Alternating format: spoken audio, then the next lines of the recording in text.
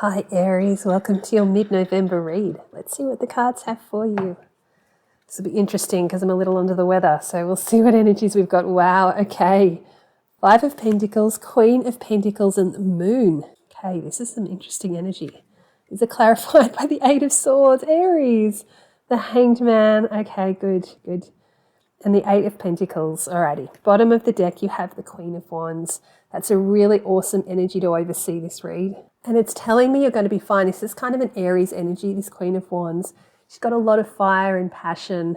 This is coming back for me to that idea that you're coming back to yourself. It's that sense of Aries coming back into that Aries energy again. But it feels like it's sort of going at a slower pace and it's working from the inside out. Oh, the Fool, it's a brand new adventure. Be mindful of sneakiness, either the people around you or within yourself, and find your inner balance. Yeah, look, the Queen of Wands energy is really supporting you. It's asking you to not give up. She's got a lot of courage, the Queen of Wands. She's passionate, she's vibrant. She's very attractive to the people around her. So, I'm getting this sense that you're kind of being a bit hard on yourself and you're possibly not understanding why the people around you are still holding you in such esteem. This Queen of Wands is saying it's all in there. It's all in you. You've got this. You're just going through a little bit of a rocky patch, but you are going to come out the other side of it. The Five of Pentacles and the Eight of Swords, there's some tough energies.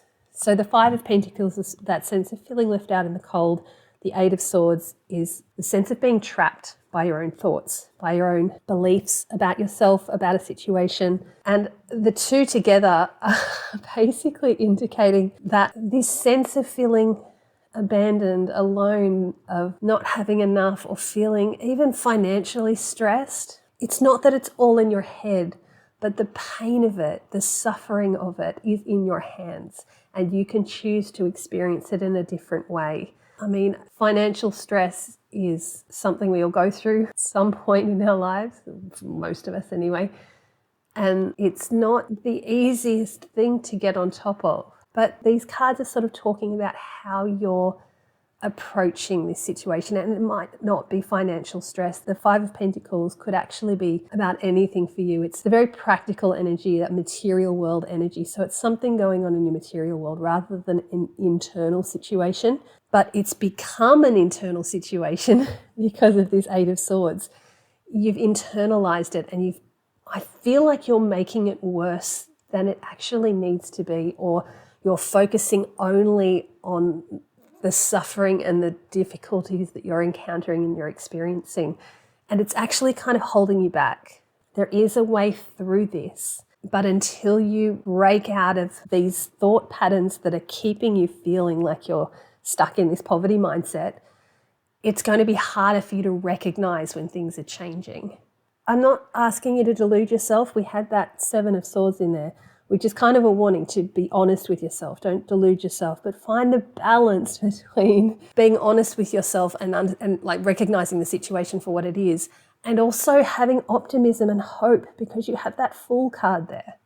So there is hope for you on the horizon for whatever this situation is.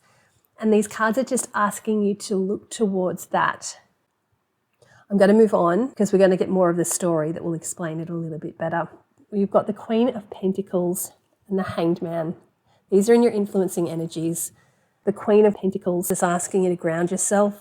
The Hanged Man is asking you to he's come right alongside this Eight of Swords. He's asking you to try to step out of this situation, particularly your thoughts about this situation, to find your balance again. He's perfectly balanced, that yoga pose there. And see this from a higher perspective. I'm not saying that it's going to magically create a solution for you by doing this, but when you find your balance, you'll be able to think more clearly. You'll be able to ground yourself more fully in your reality. You've got two queens here. You can master your inner landscape, and by doing that, you'll have the resources, the inner resources that you need to create change outside of you, positive change for yourself.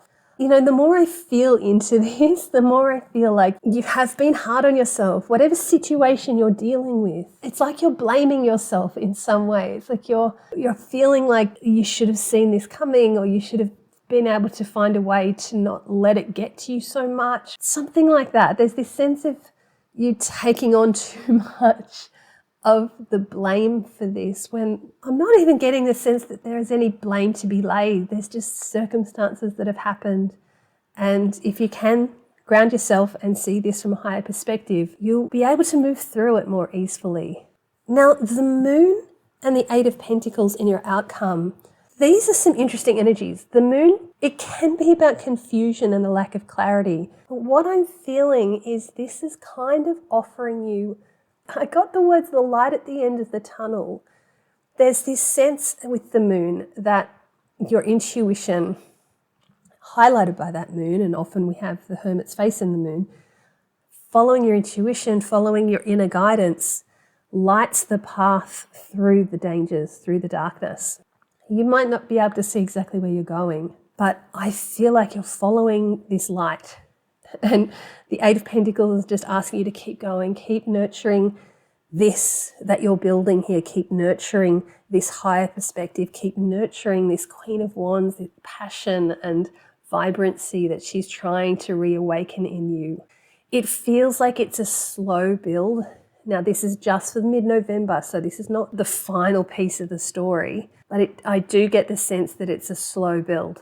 So this path that you're on, it is asking you to be patient and to just keep going with this, keep nurturing those pentacles, those sunflowers, keep walking this path, and you will get to that light at the end of the tunnel.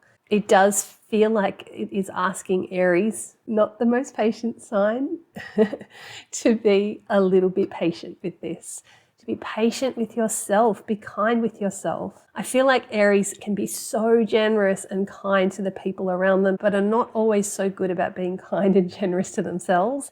And I'm really seeing that, especially with that Five of Pentacles and Eight of Swords. There's just this sense of you blaming yourself, which I said already.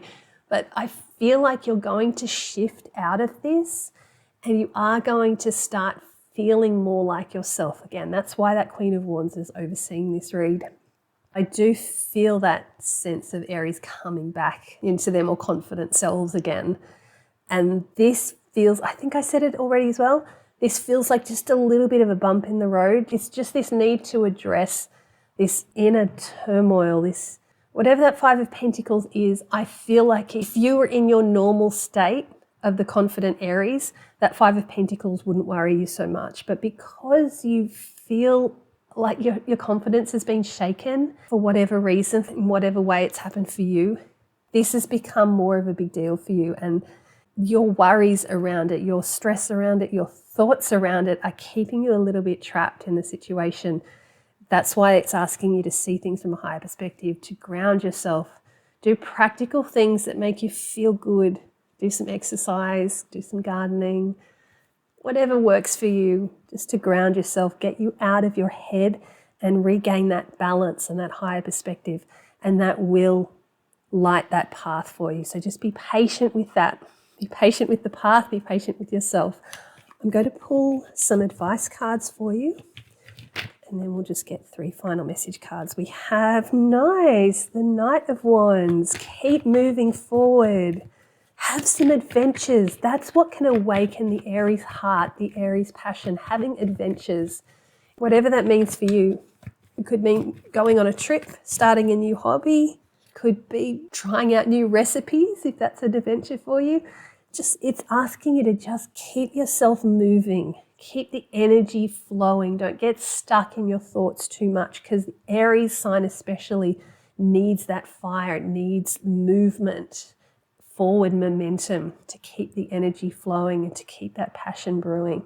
You just got the Eight of Swords again. This is basically saying that by being active, by taking action and having adventures, that will help you break free of those bonds of your old thoughts, of your self-doubt, your self-blame, whatever's going on there. Taking action, having an adventure, that will help set you free.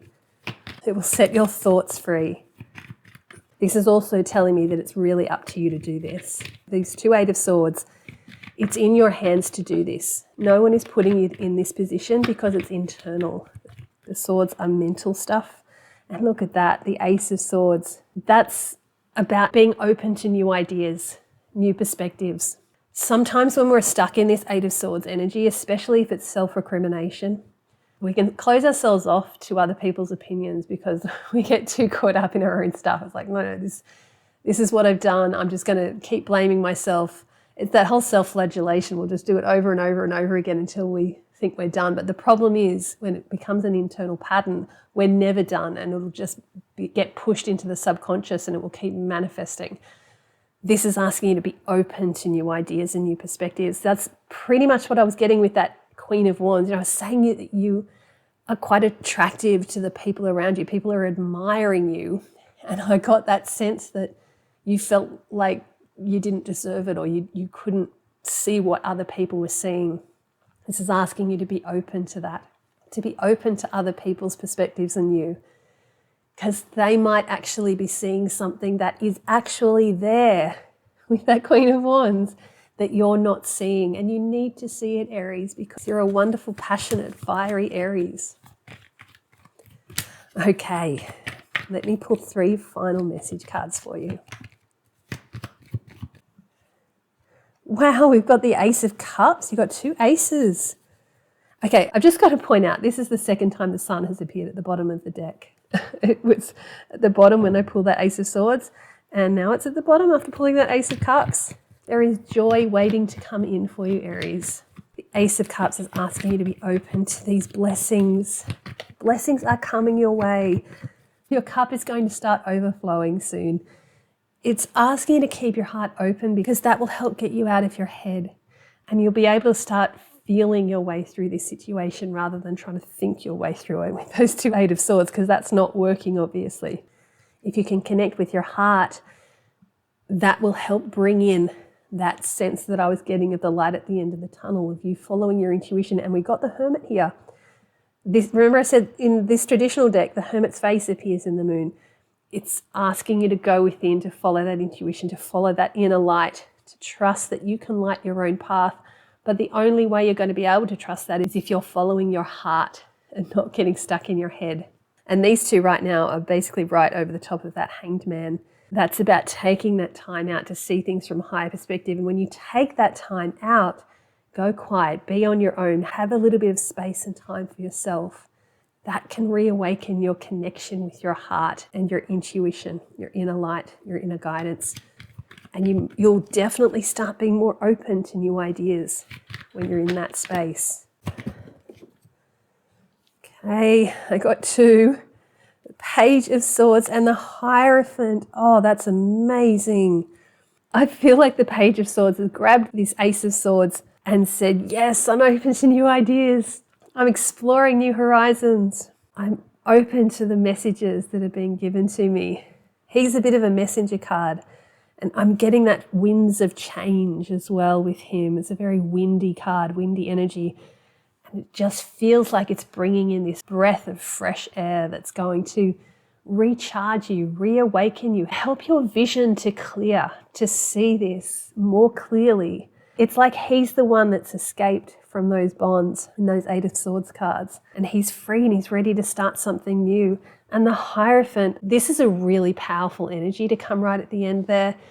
This tells me that once you've gone through all of this, you're going to actually have, it's that same old saying, leveled up. It feels like you will have learned a lot about who you are, about the way the world works for you and how you work in the world. And you'll be able to integrate that more easily and more completely going forward. The Hierophant is a very spiritual card, and it feels to me like this is you stepping up, climbing higher, just being a higher version of yourself, someone who has more authority and more control over his life and higher principles that he can follow in his life as well. So whatever you've gone through or are going through right now, it's all to lead you towards that Hierophant energy. He's pointing up to the sky with that particular hand gesture. He has the ear of God here. It's these higher principles that he's bringing into reality. I often get a reflection of the magician, but this is more of a spiritual energy with the Hierophant. And I feel like it's more about how you approach things from an internal perspective going forward. Instead of getting caught up in your head, you've got to follow your heart and be open to new ideas.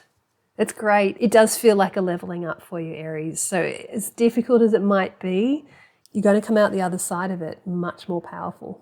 Bottom of the deck, we have the Chariot. It's very cool. You're steering your own chariot here. It takes a bit of effort to keep both of these sphinxes going in the same direction, but it feels like what it's saying is the payoff will be worth it, with that Hierophant at the end there. If you can put in the effort, keep driving forward, keep pushing forward, massive changes are coming. Justice will be served. You will have that balance that it was asking you to find with that Temperance. I just realized you've also got the 10 of Cups and the Page of Cups under there. So much love and blessings are wanting to come in for you, Aries.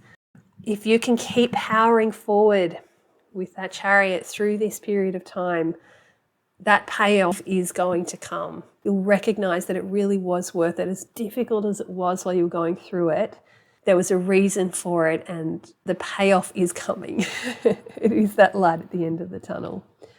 I wish you all the best for this period of time, Aries.